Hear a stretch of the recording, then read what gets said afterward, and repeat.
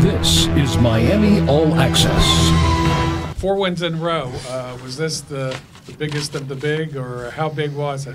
We were talking in the locker room after the game. You know, we had that real big comeback against Eastern. This one probably felt a little bit better. So I feel like there was a point in the second half where, I mean, we never gave in, but there was a point where we felt a little bit exhausted, somewhat defeated. You know, all of our energy was just kind of gone. And then we had a substitution where we subbed four or five guys out early in the second half, and that just kind of gave us a spark. And once we cut it from 15 to about 9, we kind of started to get our confidence back. And then after that, it was, you know, we were up tempo. We were feeling pretty good about ourselves. So, I mean, incredible comeback. We feel great about it, and we're excited to get back on track against BG. How nail-biting was that last several possessions, especially right in the regulation with controversy and so forth? I mean, we've been there before as a team, you know, so I feel like when that opportunity arises, our guys now at this point, you know, don't shy away from that. And I think that's what kind of gave us the edge tonight, because I think you can see when it got thick and the game started to get real tight, you can see Kent State start to tight up. And that's where we excel, because we've been through that before. It looked like you were ready to take the bull by the horns there, so to speak, down the stretch, driving it, going for the basket. You know. So you were, I mean, basically you were willing to go at it, take the big shots. I mean, yeah. I mean, you know, I don't really. I like those moments, you know. I'm a ball player. You don't, if you wanna be good, you wanna take those shots. So I'm just glad my team actually just gave me the opportunity. You know, trust me with the ball to make the play, and my coaches as well. So I know he's not here right now, but Jared Eustace got you a couple big baskets off the bench there toward the end, didn't he? He did. He had a couple huge threes that, you know, really just cut the lead in half. I mean, just took it right down. And then an even bigger play was probably when he took that charge. I think it was Akbar had him in the post and was just going to put him in the basket, and Jared took a charge, and that was one of the biggest plays of the whole game. So we were talking about that in the locker room. It was huge for us. With the pressing and everything, you know, did you guys feel like you had, you know, enough energy, enough gas in the tank to make it at the end? I feel like we did. I mean, because we knew what was ahead of us, and we knew that we needed to get some stops, and we knew we was tired, but we weren't focusing on that. We was just trying to get in the press, trying to get steals, traps, or whatever we can do to be able to come up to get some points to tie the ball game up or take the lead. But we knew we was tired. We weren't really too much focusing on that. We were just trying to get in the press and do whatever we can. What do you think turned the tide, the big difference? I mean, they started to pull away in the second half, and you know, even halfway through, what do you think was the big difference? Well, anytime, I mean, when you're playing that press, you know, we had a stretch there where we were pressing, they were breaking it, they had a couple and one, they were getting to the free throw line. So in those times, that's where you really start to feel the fatigue a little bit. But you know, when the press is working, we're rushing them, they're taking quick shots, we're coming down, knocking shots down, you just forget about how tired you are. That kind of just gives you energy. So in the second half, I mean, Jared hit a 3, I hit a 3, G had a layup, Willie was attacking the bat. We were just going in transition, we were playing fast. And when you're like that, you're not even thinking about how tired you are, any kind of injuries you have.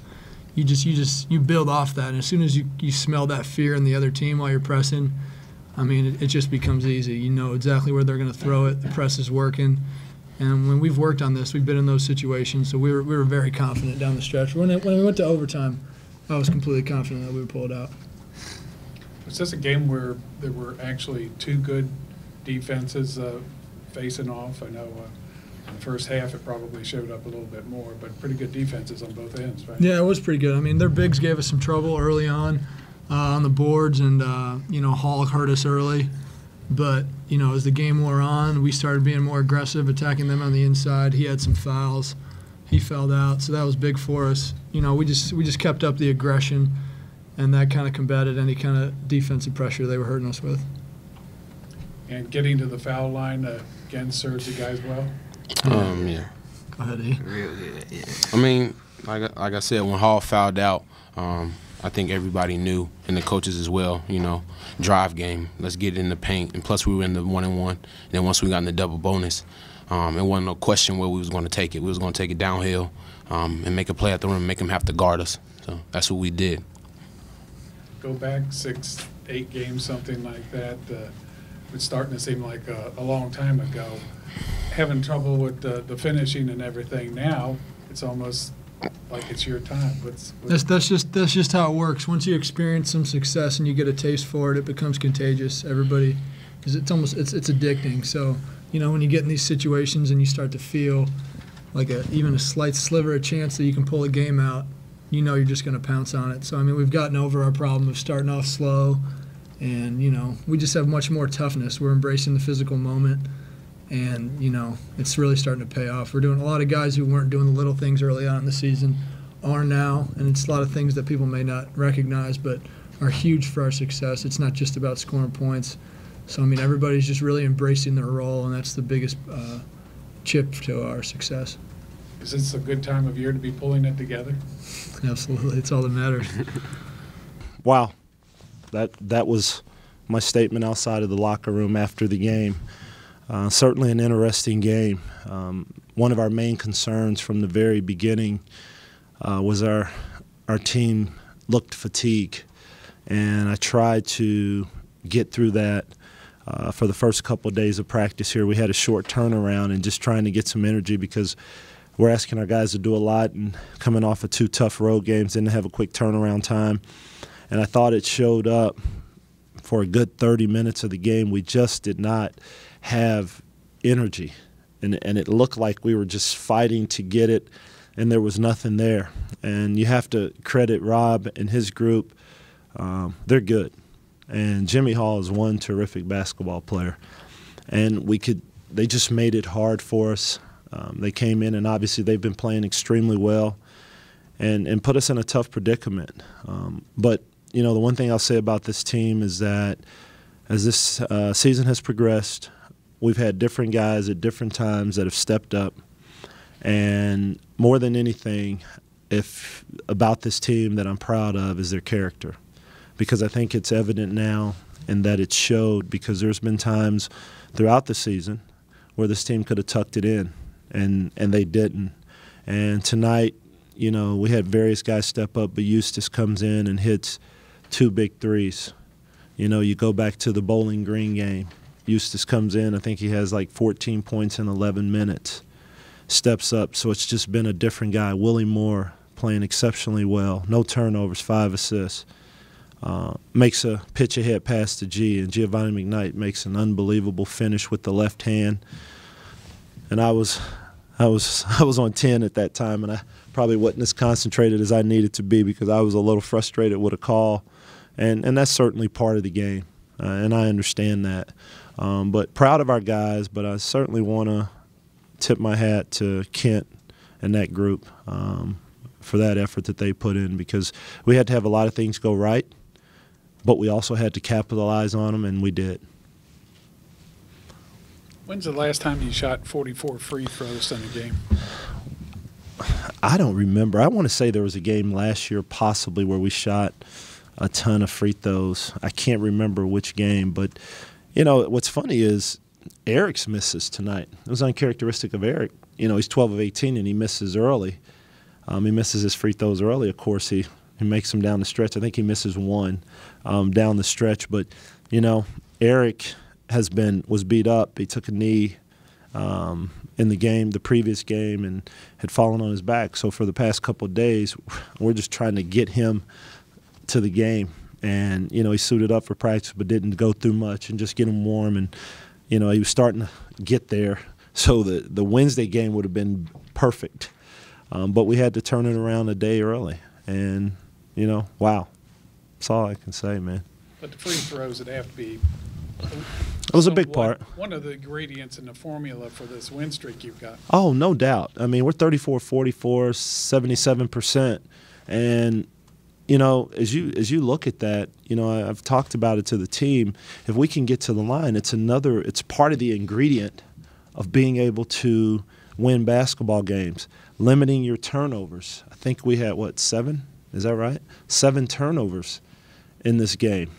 So you're talking about a 45-minute game, you turn the ball over 7 times. Those are the things that can contribute to you winning. Although you get out-rebounded and, there are times when it doesn't look good, we still were getting shots. Now, some of those shots got blocked, but we were still getting opportunities at the rim, or we were going to the foul line. And getting to the foul line for a long stretch of the game is what held us in there.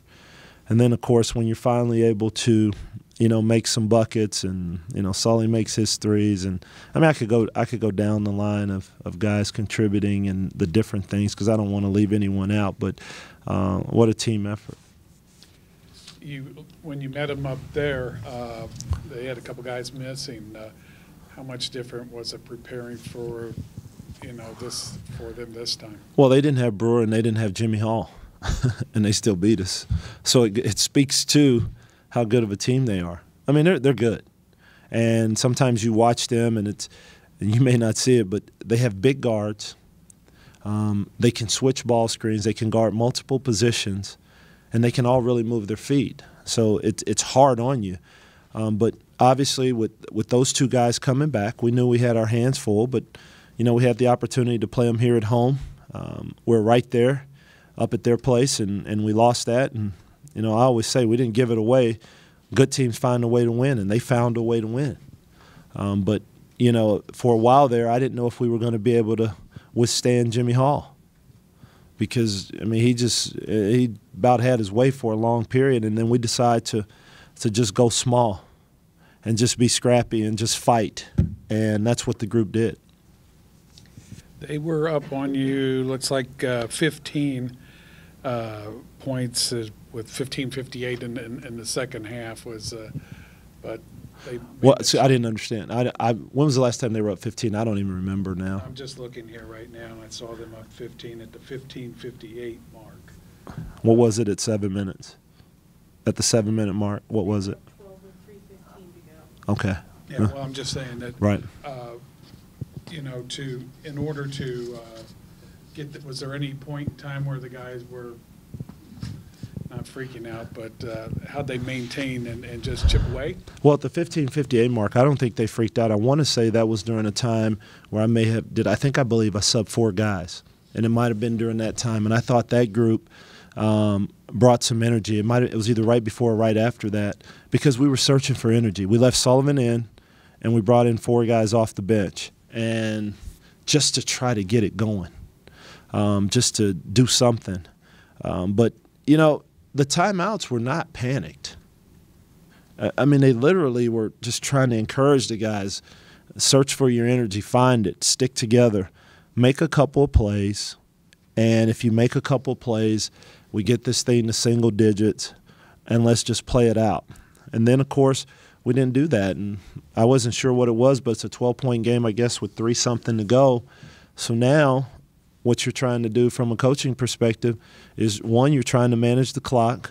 And I always tell our guys that's so much time. And I know it doesn't seem like a lot of time, but it is. But now you've got to make sure that the shots you get are good shots. And then somehow you've got to get stops. Because at the end of the day, I tell them, last 4 minutes there's probably going to be 12 points scored. So that means you've got to try to shut them out. And you may not be able to shut them out, but you've got to limit their opportunities to score. And, of course, conversely, you want to score. You want to get to the foul line. That stops the clock, allows us to substitute. And we had some timeouts there, and we used those. So we did it. We got it to overtime. And what a really, really heads-up play. They missed a free throw. And we have enough alertness, Giovanni, to sprint the court on his part. Eric was there for the outlet. I wanted Willie to give it to Eric initially, and Willie looked up court and saw G and hit him right on the line, and G's able to get there, and that basket goes in. I think there's 1.2 or either 1.8 left on the clock when we score. But in many times, it's the best way to get your bucket is that when the defense is not set on a free throw, and to get it up court and attack. And, if G misses that, I take that every time because we get to the rim and we have an opportunity to possibly get fouled or whatever. So How'd you feel about the boards? They were 10-2 and second chance points, which you like reminded me of that. I know. I mean, guys, it is at times we're battling, and that's why for us it's so important to limit turnovers. It's so important to get to the foul line, because there's obviously you want to rebound the ball well, but there's so many ingredients to winning. You know, I go back and I can think years back when John Beilein was at West Virginia, and they always were out rebounded. They were one of the worst rebounding teams in the country, but they were always winning. And part of that, and they played a 1-3-1 zone when he was there, but part of that was they had other ingredients to win basketball games. And that's what it takes. It's just not one. Rebounding certainly hurts you. Make no question about it. I would prefer to out-rebound the other team. But then there's also a sense of scrappiness. There's a couple of times they get offensive rebounds. We're able to strip balls down.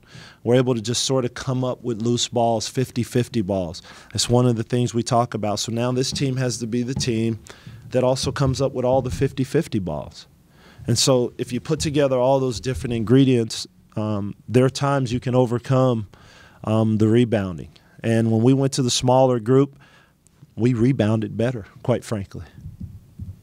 Will said that winning and pulling, especially down the stretch, is contagious, and they're getting some confidence and building off of that. Agreed? Oh, yeah, absolutely. It is. I think we all know there's a fine line between winning and losing, and for this group, and I think even I don't know what's going to happen down the stretch, but I think one of the things, and I've talked to me and David Saylor have talked about it, and from an athlete department as a whole, in the mindset of having toughness about us. So I think that's what you're in search for. Doesn't mean you're going to win every game. That's not what it means. But it darn sure means that you're going to step up and you're going to be present and accounted for. And as Coach Duckett, the guy on my staff, always says, he says, he always asks the guys and he tells them, is your county voting? This county is going to vote and we're going to stand up and be accounted for. That's what that means. And so it's what we've tried. It's what we've stressed to have from this group. And I think right now all counties are present and accounted for, and they're voting. Did they have any kind of an explanation on that non-call in the last? I'm gonna leave that alone. I'm gonna leave that alone. I had to ask. Okay. I have no problem, but it's best that I just don't say anything. I'll watch the tape. I'll tell you that. I will watch the tape. Said he didn't. They didn't take a big step. It was a little step and a half, whatever, which he's allowed in the box. But that's what I was told. So I'll see.